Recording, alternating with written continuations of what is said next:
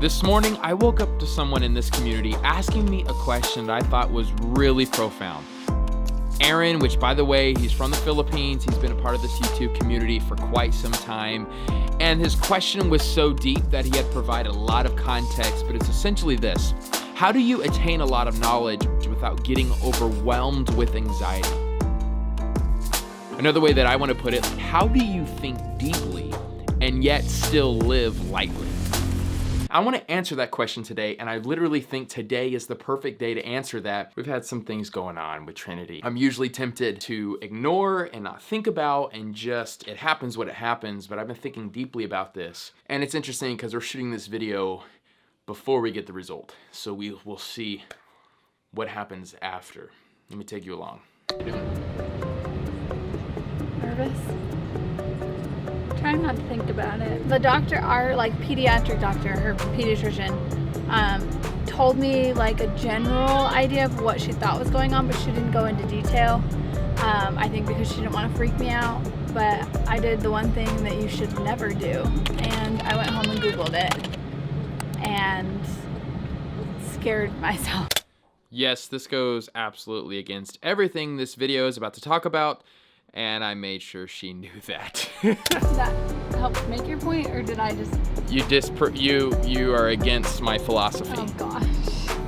No, I think that wasn't even planned though. I do think it's important to understand and prepare yourself. I also know that information can also make you go the opposite direction and Right. freak out over things that are not there. Let's do it. We're here. We'll get answers. Hopefully. Anxiety points to the reality of our ignorance, not our innocence. This is so countercultural because I think that one of the reasons we can't figure out anxiety is because we come from the position that we're right. I'm back home from the doctor's office. I want to reveal how she does at the end, but Philippians 4 is what a lot of people go to, right? It says, rejoice in the Lord always. Again, I will say rejoice. Don't worry about anything, but in everything through prayer and petition with thanksgiving, present your requests to God. It's this peace that passes understanding. It's this incredible stuff, but we actually forget the next few verses because then he says, whatever is true, whatever is right, whatever is honorable, whatever is just, whatever is lovely, whatever is commendable, if there's anything of moral excellence, if there's anything praiseworthy, here it is. Dwell on these things. It goes completely against society. What we're actually called to do is to lean deeper into the knowledge of things. Yes, we look and we get knowledge about our situation, but then we don't stop there. We then get knowledge about how God is the God of the situation, how God is faithful even when we are faithless. And let me just tell you, just hearing those things initially, don't do much. Dwell means this chewing. It's this letting it go down into your soul.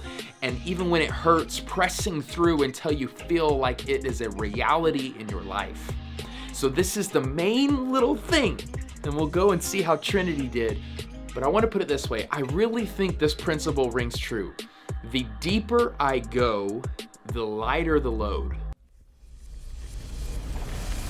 Can see that there is expansion through this region called the biparietal region. Is that what you're worried about? Yeah. That would be? It's not cranial synostosis. Okay. She Googled it and got scared. I would bet my life on it that it is not cranial synostosis. Okay.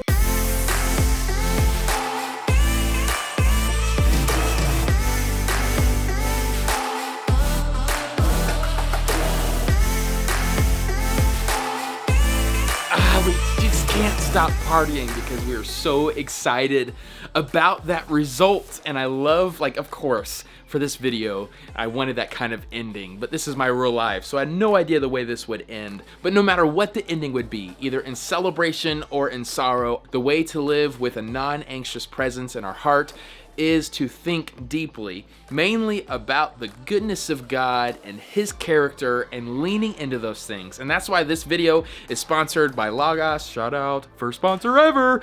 And Logos Bible Software, I love them. I've used them for about 10 years now. I have a discount code for you, link in the description below, 10% off Logos Bible software. I literally think there's no better resource out there. Even like the whole dwell on these things part. I didn't make that up. I found it on Logos Bible software, so go check it out right now. But more importantly, think deeply. It is not an oxymoron to be somebody who thinks deeply and yet lives lightly. Hope you guys like the new style. That's my new way going forward. I'll see you soon.